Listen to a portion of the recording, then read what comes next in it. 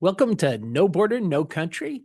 Today we have a very special guest, Daniele Scalea from the Fondazione Machiavelli in Rome, Italy. Welcome.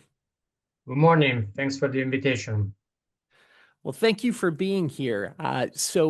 We wanted to talk to our viewers about the situation in Europe because it appears to us that Europe looks like what America might have wound up looking like if the Biden era policies had continued. Do you think that's accurate?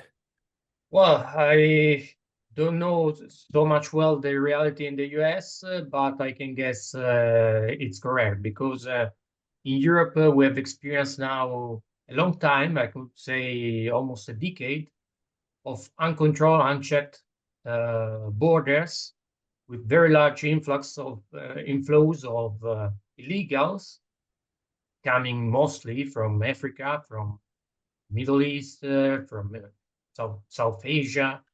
All those are quite new for many European countries. You know, you have traditional inflows of immigrants, extra-European immigrants in France or in the UK or in Germany. But even those flows have really increased in the last decade. Whereas for Italy, this is somewhat a completely new dynamic. We were completely unexperienced of that because until the 70s, Italy was actually a country of immigration, not of immigration. After that, we became a country of immigration, but with very, very low numbers. Just to say, at the beginning of this century, the foreign-born population in Italy was about 1-2%, so very, very low. Nowadays, after just a quarter of a century, the same figure is very close to 10%. And if you count even the second and third generations, so those with an immigrant background, it's going very close to 15%. So it's a huge demographic shift in a very short period of time. You mentioned Giorgia Meloni. She has taken a stronger position against illegal migration. Some would say very much similar to Donald Trump here in America. How is her agenda being received by Italians? Does she have broad support for her policies? Is there a perception in Italy that her policies are working? What's the feeling there in Italy about that? Well, there's a very broad and huge support among the Italian public opinion on the idea that immigration today is too much. We have receiving too much people with very few checked on them. Crime has spiked in Italy. The security of common citizens is really, really a critical topic for our people. And so the support for Giorgia Meloni policies is even broader of the results they are obtaining because a big difference with the United States is that actually our government has not the same tools to be so effective as the Trump administration is managing to be on immigration, because we have a lot of counterbalances to the power of the government and even the power of the parliament to just make law. Because we have tried in the past to make harsher laws, tougher laws on immigration, to change all possible regulations on that. But the resistance by part of the judiciary is very strong. Many times they managed to just disapply the laws approved by the parliament, to completely disregard the decisions by the government. This even happened very recently with the Albania plan, that is the plan by the Meloni government to build, and they have been built effectively these two centers for migrants in Albania, so out of the Italian borders, because putting a foot in the European soil is just a huge pull factor for many economic migrants who knows very well if they manage to reach our shores, they could appeal to all our laws of protection, international protections. They are very generous, and usually the judiciary applied them with an even more generous approach. And so they know that they have a lot of opportunities to just remain in our countries, even if they are illegal, even if they are not refugees. The desire of the vast majority of the voters is to curb illegal immigration. There is not a huge support for this type of criticism from the left, because they could well say that the numbers of immigration are not so good in comparison of what Giorgia Meloni promised because before the elections, and that's true. Our numbers are quite bad, but anyway, they know that the government is doing its best in order to reduce this number. The problem are the European Union, are the European Court of Justice, the European Court of Human Rights, our national judiciary with a lot of leftist activists inside it. And they know that all the recipes that the left will propose are not really intended to diminish immigration, because in fact they are in favor of mass immigration, they are in favor of open borders. So as to now, the Italian public opinion is still in the majority supportive of our government. And how much of this has to do with Italian politics and how much of it is being driven by the EU? Well, a lot of Italian policies are driven by the EU. Just to make a little example, you should consider that even our national budget should be approved by the European Commission.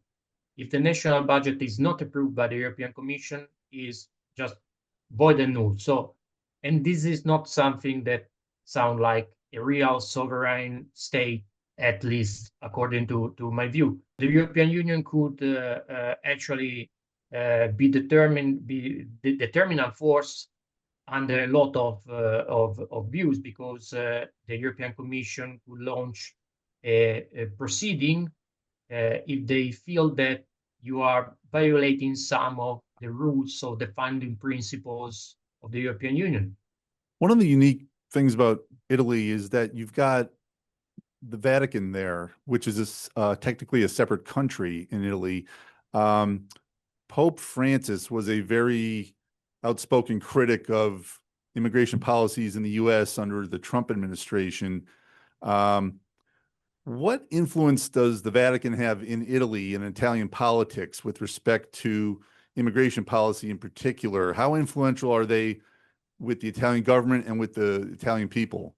The Vatican in general, the church used to be very, very influential in Italy. In the previous century, our main party, the governing party from the 1945 up to 1990, was called the Christian Democracy. So it was a party formally linked to our Christian and Catholic identity, very close to the Catholic Church. So the political influence of the Catholic Church used to be very, very strong. And many people, the vast majority of the people in Italy, identified himself as Catholic. Now, we have experienced, as many other Western countries, the same process of secularization, following what the church is saying, is suggesting on social and political issues. We are not more a lot of people. Whereas the church used to be quite moderate conservative up until some years ago, under the previous Pope, Pope Francis, there was a big shift in the position of the church, as you know very well. So the church shifted its position towards left, we could say. Sorry if maybe my words are not sufficiently respectful of this institution, but we can say like that. It's just shifted towards the left. Pope Francis was very vocal, especially on the immigration issue. In Italy, He very frequently commented on all the last news. He even, he was even featured in as interviewed in leftist talk shows in our national TV. So he literally becomes some sort of pundit and commentator for the Italian public, very aligned, closely aligned to the left. But as I said before, the influence of the Pope and of the Church is not so strong today in Italy. What is still strong is the capacity of the Church, the resources of the linked to the Church, the organizations linked to the Catholic Church that are still resourceful. They have still a lot of people, so they could actually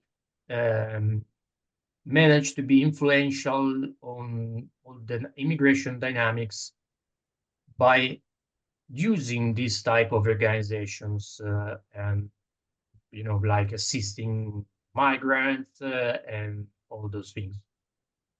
One of the things that was particularly noticeable here under the Biden administration was the amount of crime that was being committed by the individuals that were allowed to just wander across the border into the United States. And it kind of resolved an ongoing debate in the US about whether migrants commit more crime than native-born Americans. Has the same pattern been noticeable in Italy? Has there been an increase in crime along with the migrants? Yes, definitely.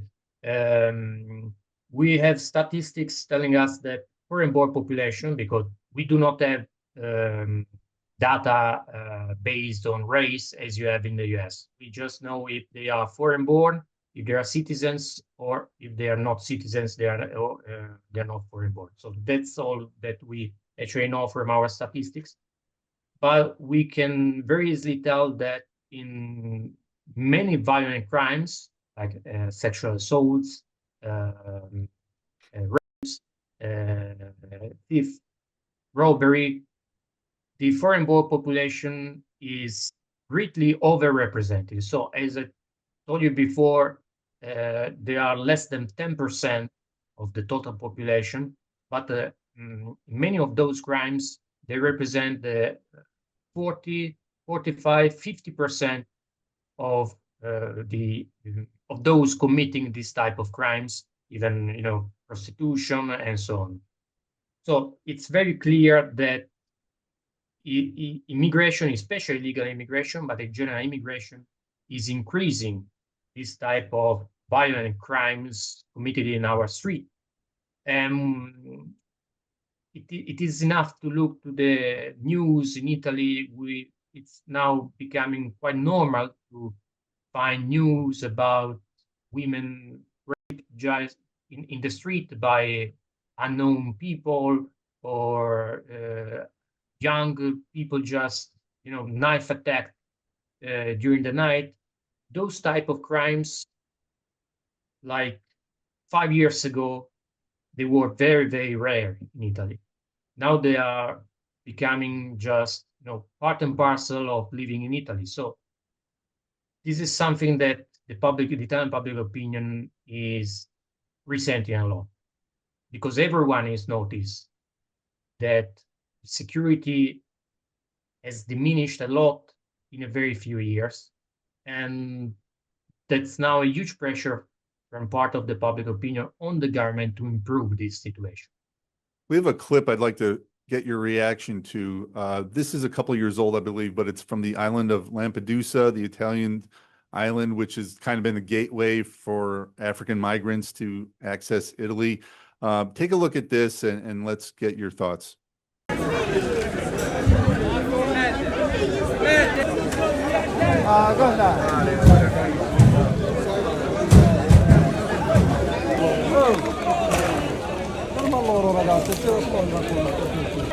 Parlate con SMT se non mi sta bene.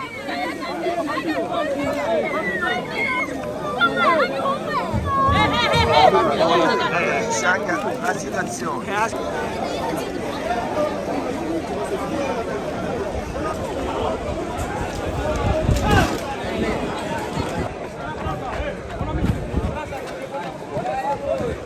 what are your thoughts seeing that? And I guess the other question is, what is daily life in Italy like now? Does it feel like you're overrun?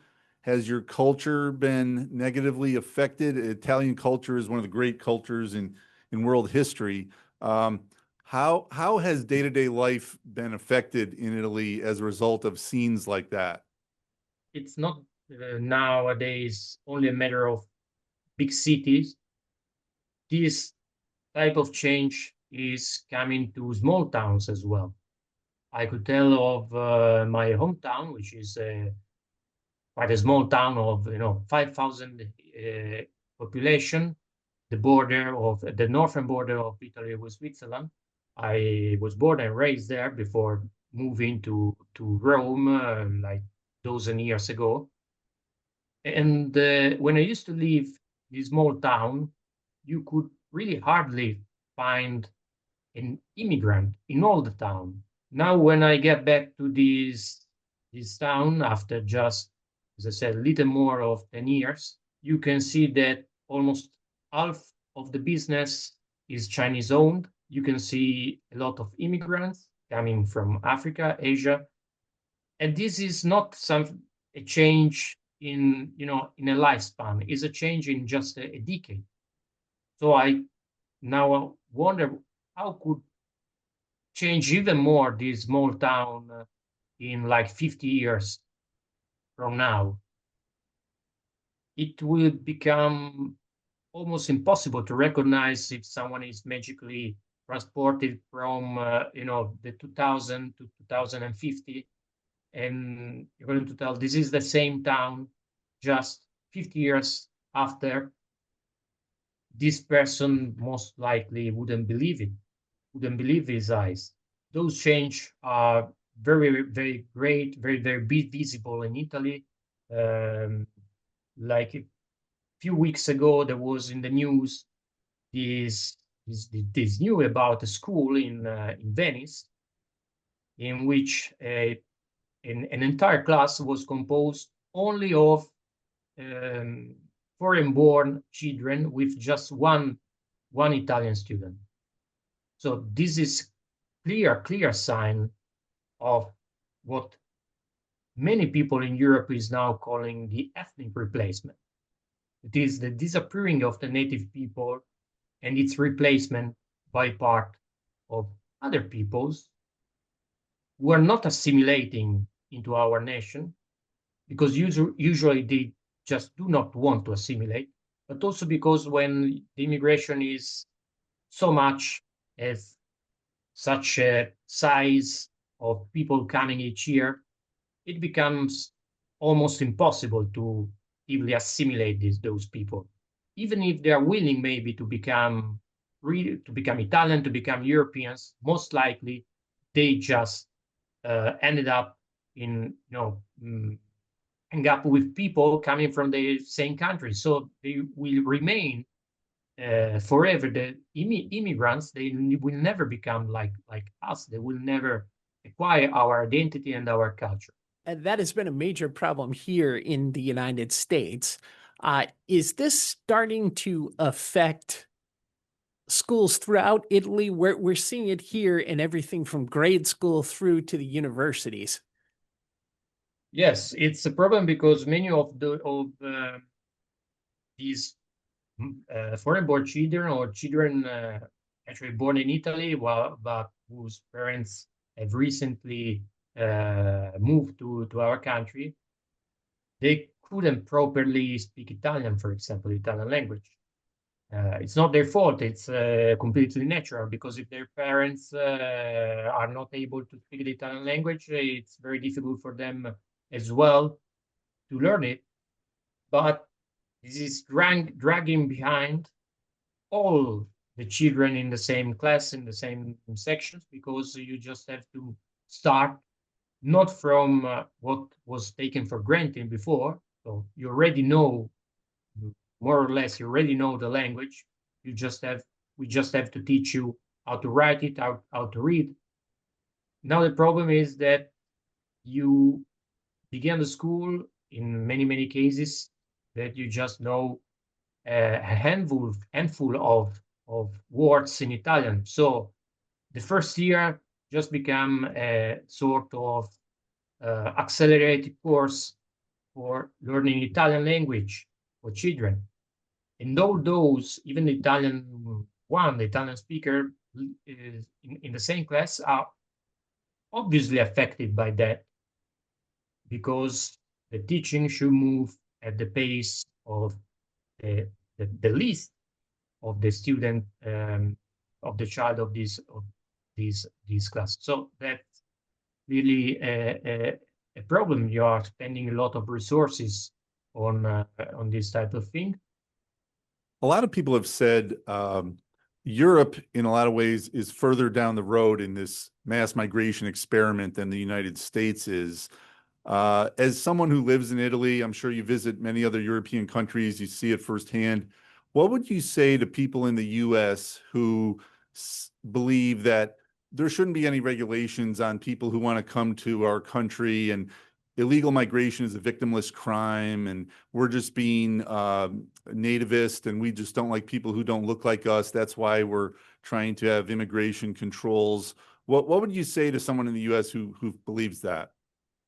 Well, that your belief is completely wrong, because many people in Europe used to think that those migration flows were negligible, were just temporary things. So you just have to welcome these poor people coming to our continent because there were few, they were needing.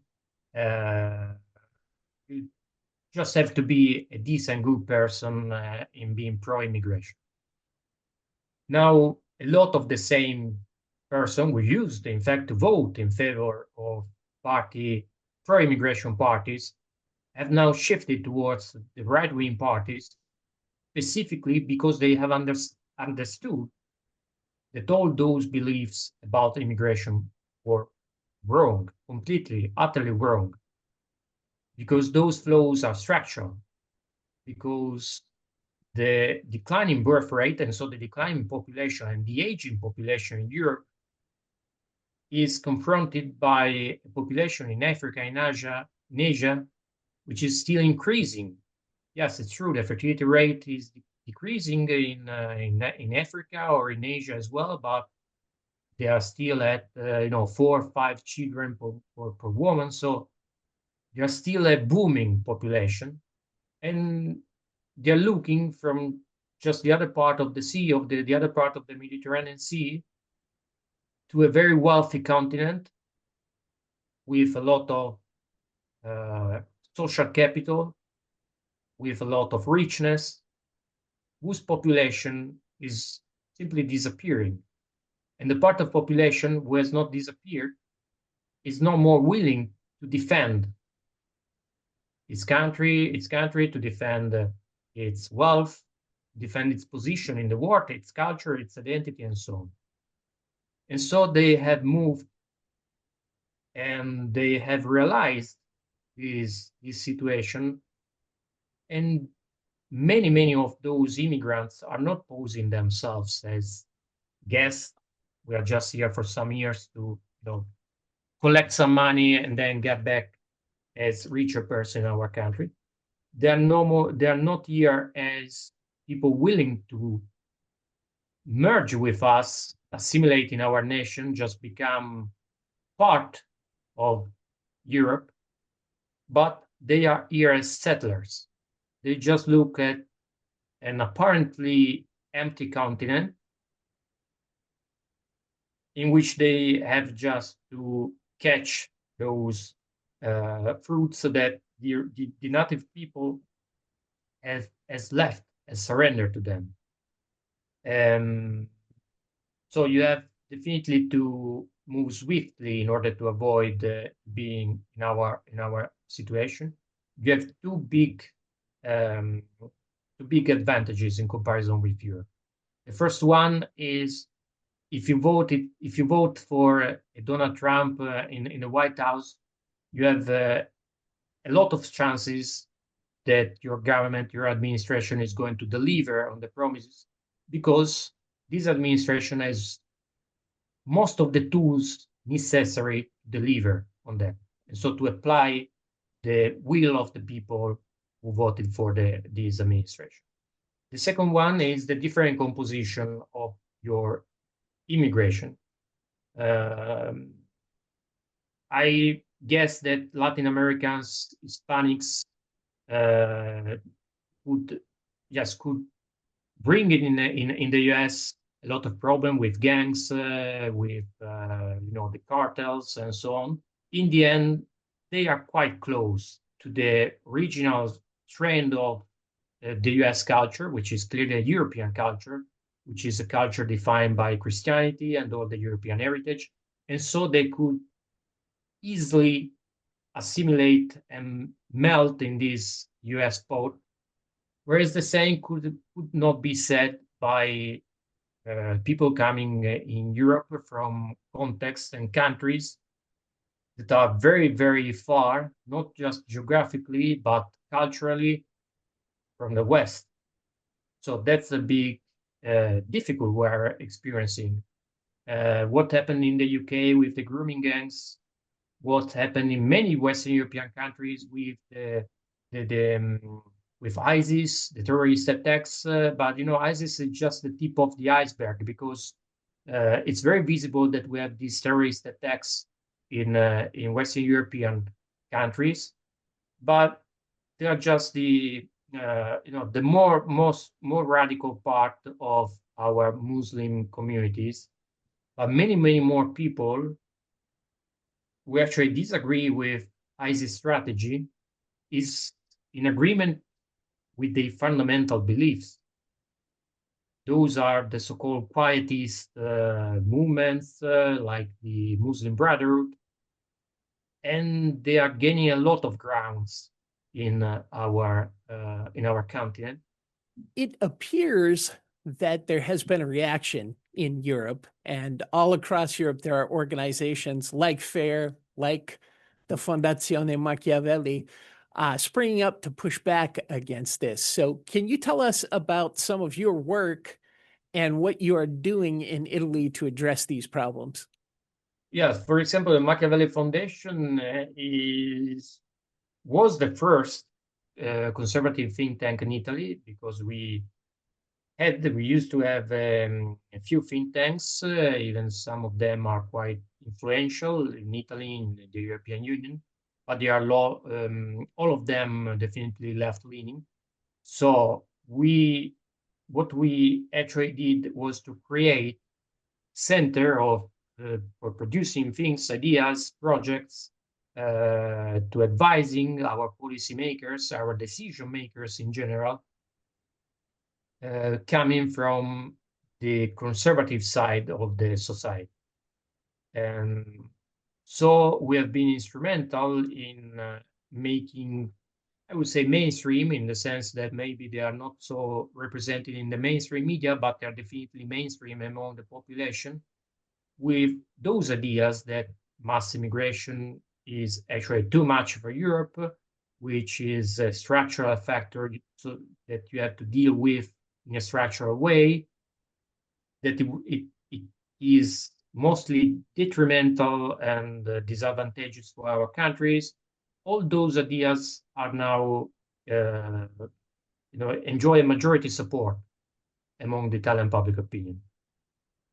Now the next step is to find the solution in order to close our borders, getting in just genuine refugees or the few talents coming from abroad who could benefit our nation, and no more this type of hundreds of thousands of settlers definitely threatening our security and our identity. So what we are trying to do is to figure out and to describing which type of practical steps should be taken in order to completely overhaul our migration policies at the Italian level and the European Union level. And so, since the European Union European Union level couldn't be avoided when you are in Italian, we are working closely to many other think tanks research centers, conservative leaning in Europe. There are a lot now. Some of the most active, as you likely know, are from Hungary, because Hungary is a very stable conservative government, which has invested a lot in all the so-called cultural battle and in general the production of ideas. And I must say that every opportunity of cooperate with US think tanks as well is very important for conservatives in Europe, because you have a strong tradition of think tanks. You have a strong tradition of all the best practice when it matters to advise and influence the government and the public policies. So it's very, very important for think tanks like the Machiavelli Foundation and all the other conservative think tanks in Europe to have this opportunity to interact, to cooperate, maybe join the forces with realities and organizations like TER and others in the US. Where can people find out more about your foundation? Well, we have our website, which is fondazionemachiavelli.it. It's a new website because we used to be the Machiavelli Center for Political and Strategic Studies, and since just a few months we have transformed into the Machiavelli Foundation. So it's just a matter of a few more time we will launch even the English language section. So we will translate all our articles, all our reports in English language as well, even when they are just about Italy, because it's anyway very important to, as I mentioned before, to keep this form of conversation from between the two shores of the ocean. So the fact that we are investing. Daniele, thank you so much for joining us today, and please keep in touch. Let us know what's going on over there, because it seems like things are changing rapidly. Yes, hopefully are now changing for a better way. I'm very confident that Giorgia Meloni will manage to solve at least some of the many problems of Italy. So Matt, that was interesting.